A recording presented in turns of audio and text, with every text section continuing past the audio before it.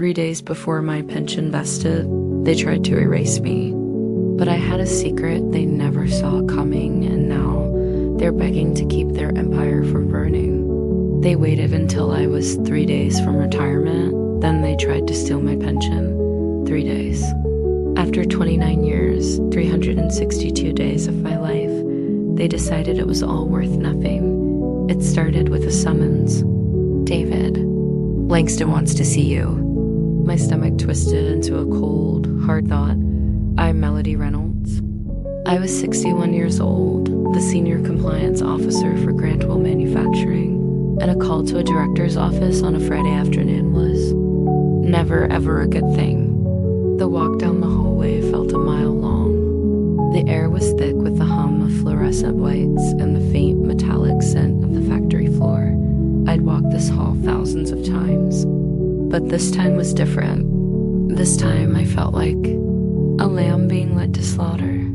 David Langston leaned back in his oversized leather chair, a picture of corporate ease.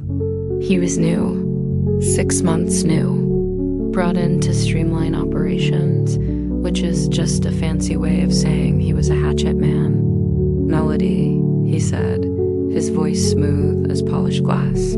29 years, is it?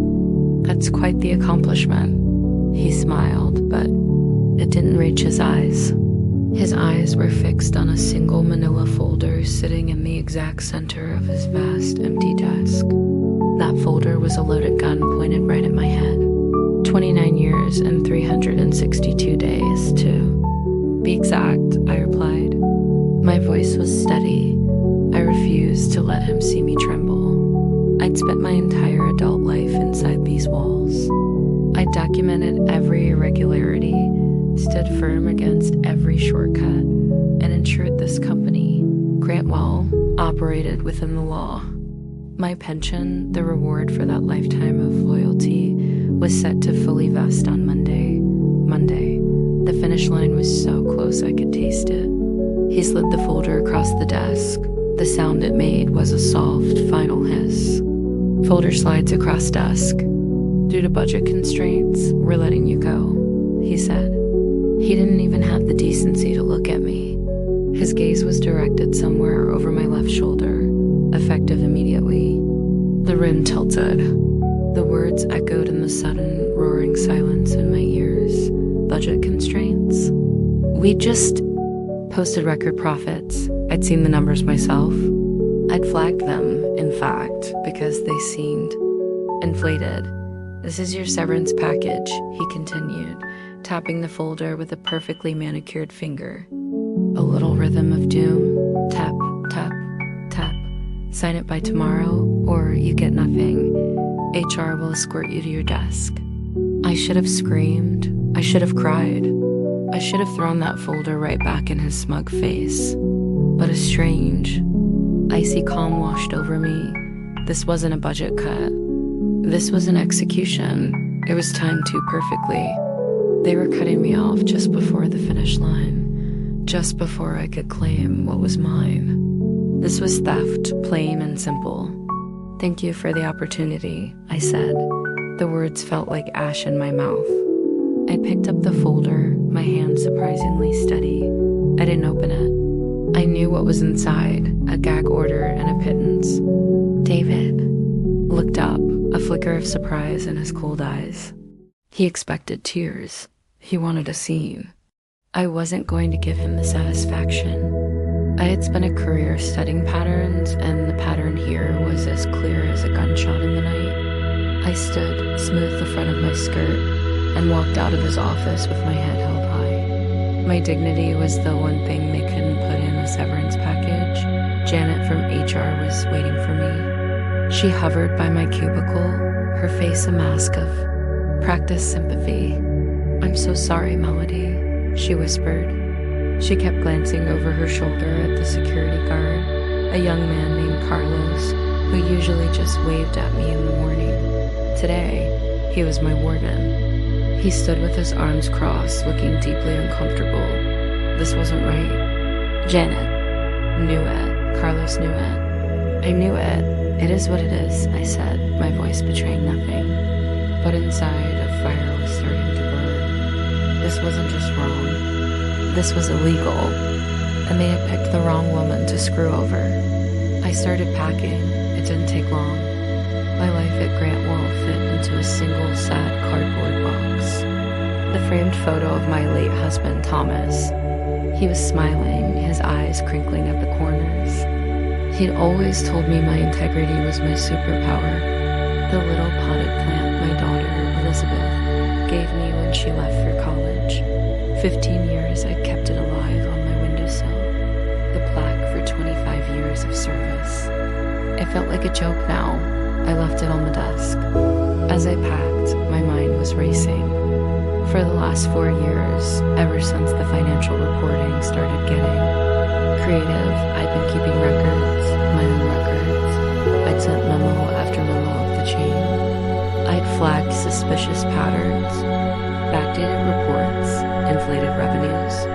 Every single time I was shut down, buried in procedure, told to focus on more pressing matters.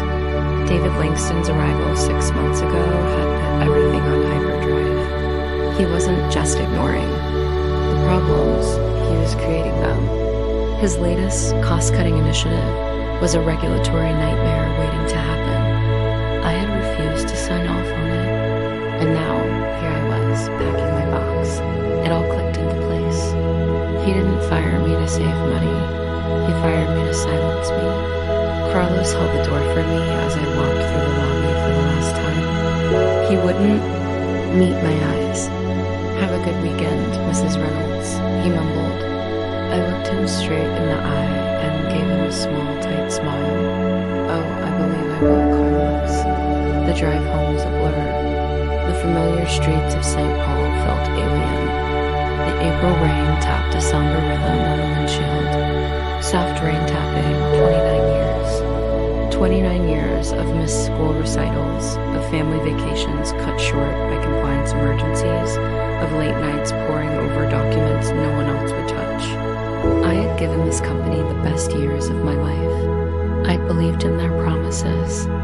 I trusted that my loyalty would be rewarded with security. What a fool I'd been. I pulled into my driveway and just sat there, the engine ticking, the rain falling. I let the full weight of the betrayal wash over me. David Langston, 6 months. He'd undone 3 decades of my life in 6 minutes. He thought he could just erase me. He thought I would just take his insulting offer and disappear. He had no idea who he was dealing with inside. The house was quiet. Too quiet. I made a cup of tea, the ritual calming my shaking hands. I sat at my kitchen table, the cardboard box on the floor beside me like a tombstone. Finally, I opened the manila folder. The terms were even worse than I'd imagined. 3 months' salary, in exchange for signing away all rights, all future claims, no pension, no health care, no acknowledgement of nearly 30 years of my life, just a check and a legal muzzle, and the deadline, 5 p.m. tomorrow. They were counting on my fear, my desperation. They wanted me to sign it before I could think, before I could talk to anyone. This was a shakedown. I pushed the papers away. The tea was cold.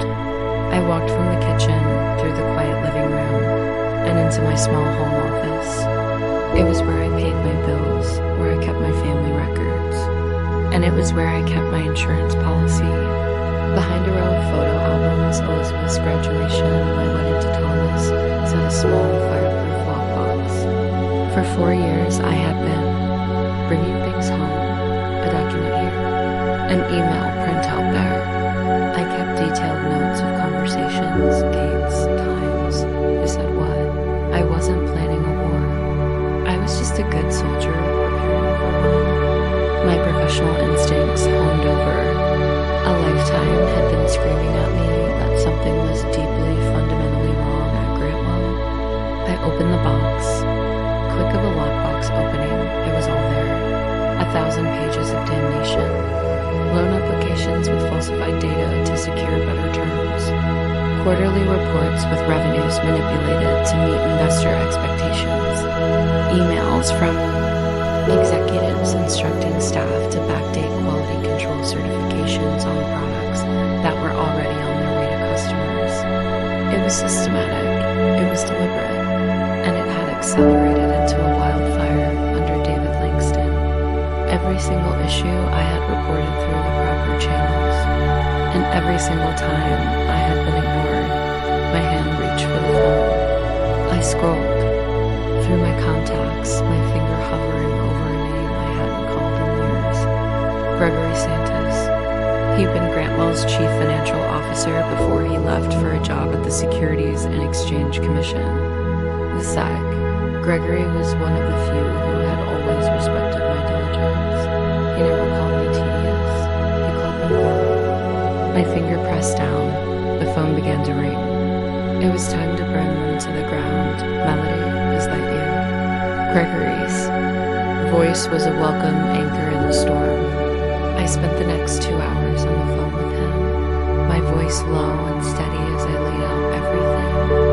The firing, the pension, the lockbox. He listened without interruption, a series of quiet grunts his only response. When I was finished, there was a long pause on the line. This isn't just wrongful termination, Melody, he said finally, his voice hard as steel. Based on what you're describing, Grantwell could be facing serious securities violations. The timing with your pension, that's just the tip of the iceberg. That's the proof of their motive to silence you. He explained the whistleblower. Protections. He told me he would arrange a meeting for me with his team on Monday morning. Don't sign anything, he warned, his voice urgent. Not a single piece of paper. And get those documents somewhere safe. Make copies. The next morning, I woke with a purpose I hadn't felt in years. The hurt was still there, a dull ache in my chest, but it was overshadowed by a cold, clear resolve. I spent all of Saturday at a copy shop. I made 3 identical sets of everything. One for the SEC, one for my personal records, and one for leverage. My phone started ringing around noon. Phone buzzes. The caller ID flashed. Grantwell MFG. I let it go to voicemail. A few minutes later, another call. Janet from HR. I let it go. Then David Langston himself. His voice on the voicemail was tight, strained. The casual confidence was gone. Melody, we need that paperwork signed today. I can come by and pick it up if that helps. The desperation was practically dripping from his words. They were scared. They knew what they'd done, and they were terrified I wouldn't take the bait. The final call of the day was from the company's general counsel. His message was less of a request and more of a threat. Miss Reynolds, it's imperative we receive your signed agreement before close of business. Failure to comply could jeopardize your severance package entirely. They were confirming everything I suspected. They were vulnerable. They needed my signature on that waiver. It was the only thing standing between them and a world of trouble. At 4:30 p.m., my doorbell rang. Doorbell chimes. I looked through the peephole. My heart hammered against my ribs. It was him. David Langston, standing on my porch. His expensive suit looked ridiculous in my modest, middle-class neighborhood. He looked small. Melody, I know you're in there, he called out, his voice sharp with irritation. This is ridiculous. Just sign the papers and we can all move on. I stood there, not moving, not breathing, just watching him through the tiny lens. He was used to people cowering. He wasn't used to being ignored. He paced for a moment, ran a hand through his perfect hair, and then shoved an envelope into my mailbox. I watched him get back into his luxury sedan and speed away. Only then did I open my door and retrieve the envelope. It was another copy of the agreement. Scrawled across the top in angry black ink was a note. Final opportunity. Signed by 9 a.m. Monday. The ticking clock was getting louder. That night, my daughter called. Mom, what's going on? Elizabeth could always tell when something was wrong. I didn't want to worry her, but she deserved the truth. I was terminated yesterday, I said. The silence on the other end of the line was heavy. What? But your pension. They can't do that. That's illegal. They did, I said. But don't you worry, I'm handling it. Do you need me to come home? I can get a flight from Denver tomorrow. Her fierce loyalty was a balm on my wounded soul. No, sweetheart. Stay put. I've got this covered. After we hung up, I sat in the dark living room, the streetlights casting long shadows on the walls. For years, I had played by their rules. I had tried to fix the system from within. I had been loyal, professional, and discreet, and they had rewarded me with betrayal. They had made their choice. Now, it was time for me to make mine. I wasn't signing their papers. I wasn't taking their hush money, and I wasn't going away. Monday couldn't come soon enough. Monday morning felt like the dawn of a new world. I put on the Navy suit I reserved for my most important battles. I placed one of the document packages into a secure briefcase and drove downtown. The federal building was imposing, all glass and steel and quiet authority. This was a different league. Gregory met me in the lobby. He looked older, but his eyes were just as sharp. Melody, he said, shaking my hand warmly. I wish we were meeting under better circumstances. It's good to see you, Gregory, I replied, and I meant it. Thank you for taking this seriously. He led me to a conference room. 2 other people were waiting. A senior enforcement attorney named Angela Brennan and a forensic accountant, James Weston. They were all business. Mrs. Reynolds, Angela began, her voice crisp. Before we start, I need to confirm you understand what happens now. Once you officially share this information with us, an investigation begins. There's no turning back. I looked her right in the eye. I understand completely. For the next 3 hours, I was their narrator. I walked them through the story the documents told. The irregular financial reporting I'd first spotted 4 years ago. Shipments that didn't match invoices.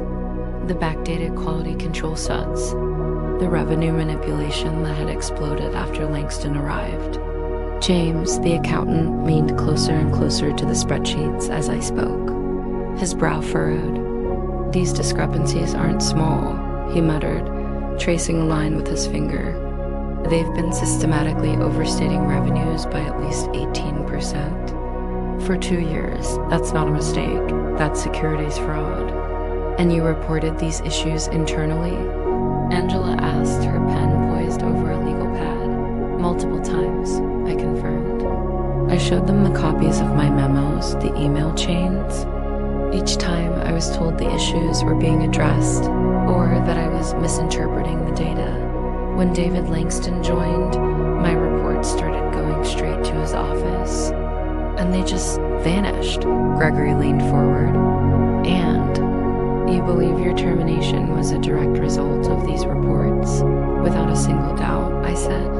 The timing is the smoking gun. 3 days before my pension, but it was more than that. I had just refused to certify his latest cost-cutting plan. He knew I wouldn't back down. He needed me gone before I could escalate it further. When the meeting concluded, Angela laid out the next steps. A formal statement. A confidential investigation. How long will it take? I asked. It varies, she said. But given the quality of this documentation and the clear pattern of misconduct, we may move very quickly on this one. She wasn't kidding. I wasn't even halfway home when my phone rang. It was Janet from HR. Her voice was trembling so hard I could barely understand her. Melody, something is happening. The board just called an emergency meeting. David's been locked in his office all morning. There are rumors about Sussex investigators contacting our general counsel. A cold wave of vindication washed over me. It had begun. The SEC hadn't wasted a single second. I'm not surprised, Janet, I said calmly. There was a pause. Melody, did you report something? I did what I should have done years ago, Janet, I replied. What's the word on my pension paperwork? That's why I'm calling, she stammered.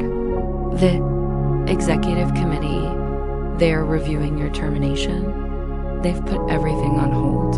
An hour later, another call. This time, a caller ID made my breath catch.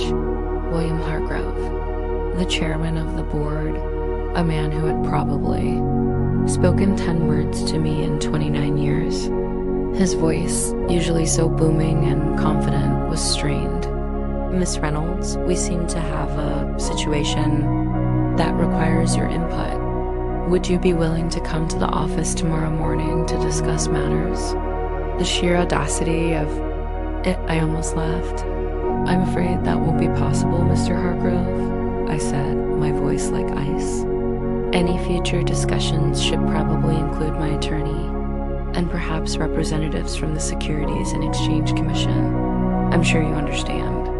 The silence on the other end of the line was deafening. I could hear the gears grinding in his head. Finally, he cleared his throat. I see. Perhaps we can arrange something more formal then. I hung up the phone. I felt no joy, no triumph, just a deep, profound weariness.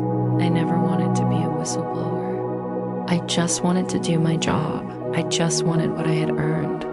They had forced my hand.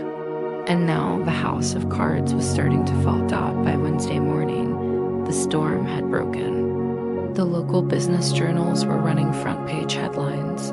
SEC launches investigation into Grantwell Manufacturing. The company's stock was in a free fall. Sound of a stock ticker crashing. The same financial analysts who had been praising David Langston's genius were now questioning the integrity of the entire company.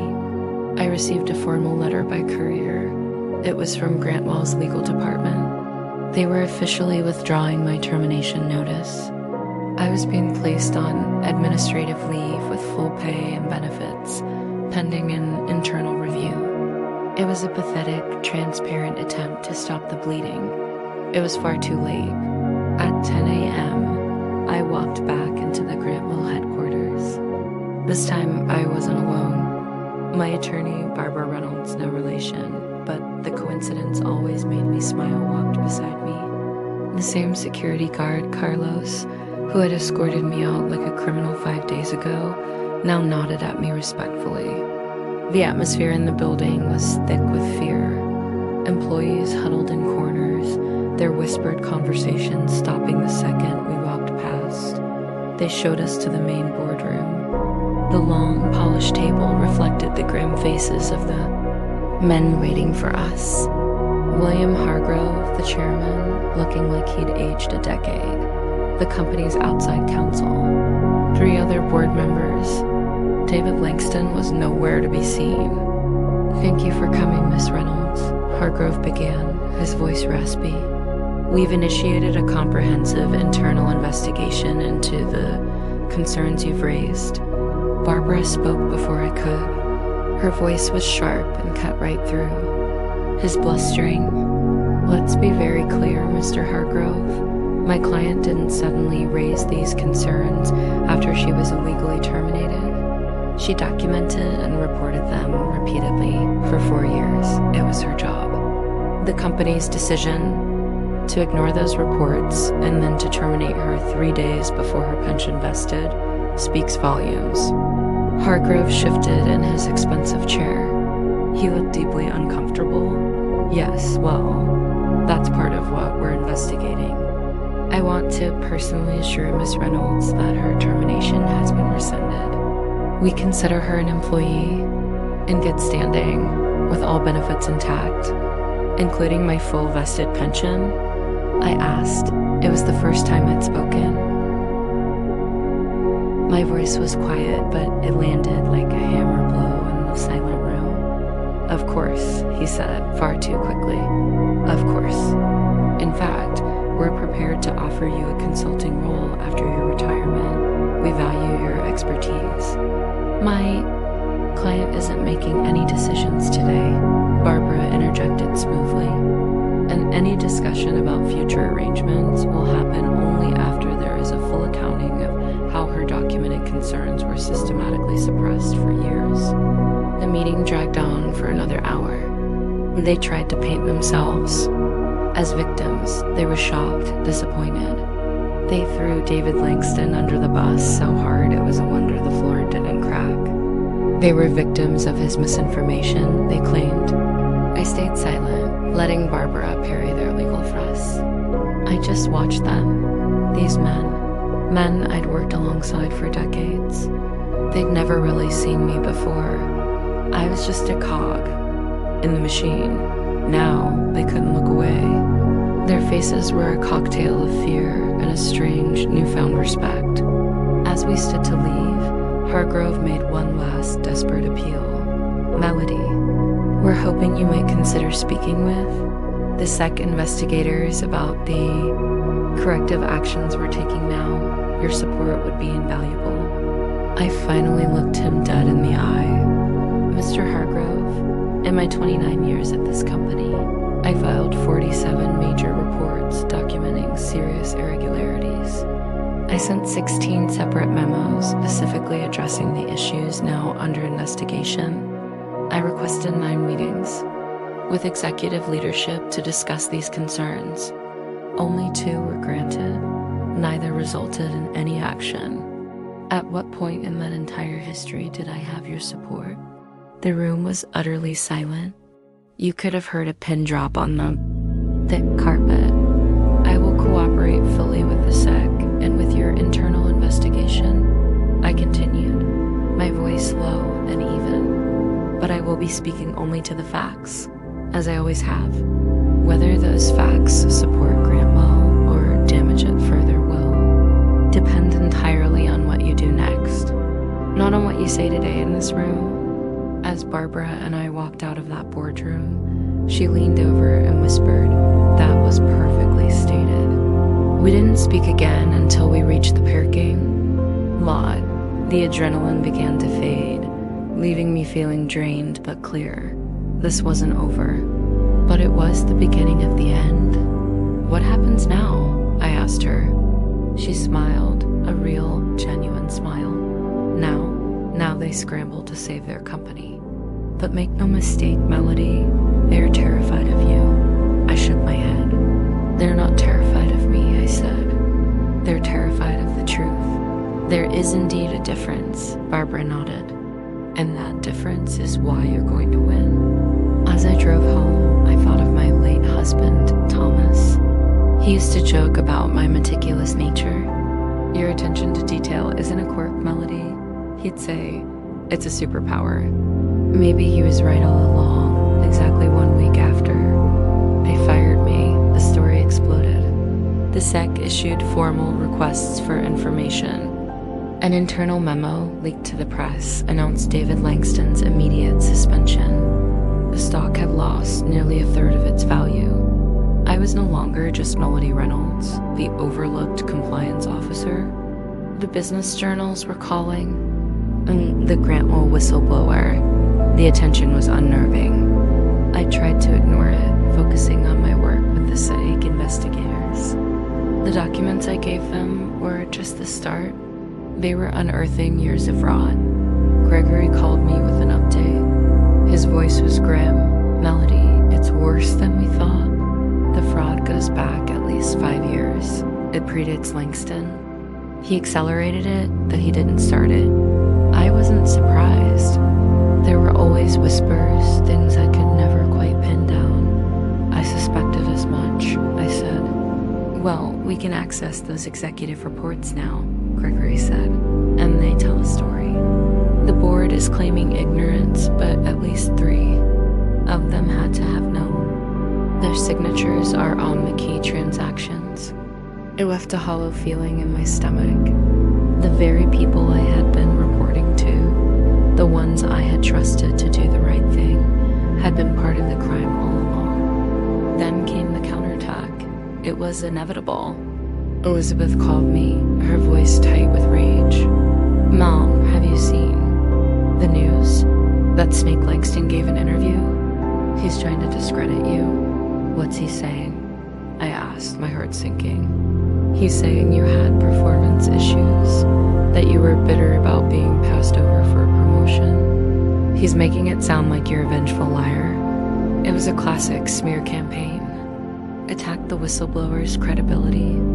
It stung. It hurt to have my name, my reputation, dragged through the mud. Barbara called immediately. Don't respond. Don't say a word. Let the official channels handle this. I wasn't going to respond, but I was going to do something else. The next morning, I went to my local bank. Tracy, I said to the manager, a woman I'd known for years, I need to access my safe deposit box. In the quiet privacy of the vault room, I opened the box. I took out a single sealed envelope I had placed there 3 years ago. It contained copies of emails between Langston's predecessor and 2 board members. They were discussing how to manage financial appearances during a critical acquisition. I had found them by accident while archiving old server files. Something told me to keep them separate, to keep them safe. They weren't directly related to Langston's fraud, but they proved the culture of corruption had been there long before him. They proved the board knew. It was the final nail in their coffin. I called Gregory.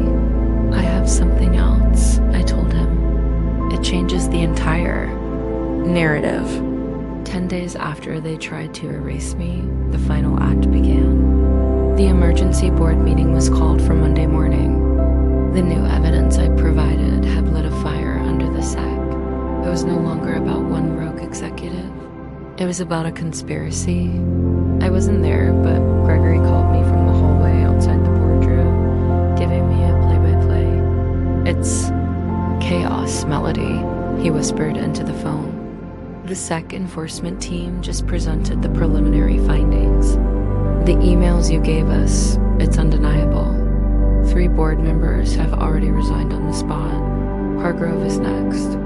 Langston is trying to claim he was just following established practice. No one is buying it. By noon, it was official. Grantwell issued a press release announcing a massive leadership restructuring. 4 board members, including William Hargrove, were gone. David Langston was terminated for cause. The stock, already battered, plunged another 12%. The next day, I met with the new interim CEO. Her name was Patricia Donovan. She was the former coup, a tough, no-nonsense woman who had always treated me with a cool, professional respect. Melody, she said, not wasting a moment. The company is in crisis, and you're at the center of it. Not because you did anything wrong, but because you were the only one who did everything right. She slid a folder across the table. It looked hauntingly familiar, but this time it felt different. This officially rescinds your termination. Retroactively, it confirms your full pension vesting, and it includes an additional compensation package for the difficulties you've experienced. I opened it. The number was staggering, a sum equal to 5 years of my salary, full health care for life, and a formal written apology from the new board. We're also establishing a new corporate ethics division, Patricia said. We'd like you to help design it as a paid consultant after you retire. Justice, it had finally arrived. 6 months later, I sat in a federal courtroom. I watched David Langston and 2 of his former board members plead guilty to securities fraud. They looked small and defeated. As they led Langston away, his eyes met mine for a fleeting second. There was no anger, just a flicker of recognition. He finally saw me, not as a problem to be eliminated, but as the consequence he could never outrun. My story became a case study. I declined the consulting gig at the new Grantwell, choosing instead to work with regulatory agencies, helping them build better whistleblower protections.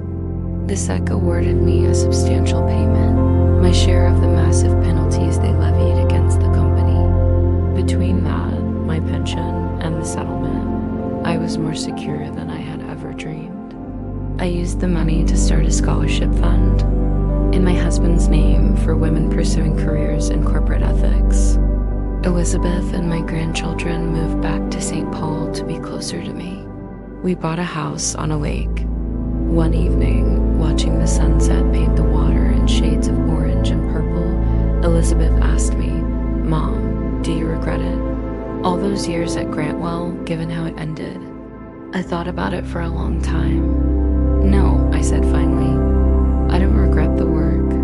Integrity isn't about being honest when it's easy. It's about holding onto your principles when it costs you something." She smiled.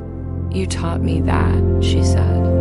And in that moment, I realized that was my true victory.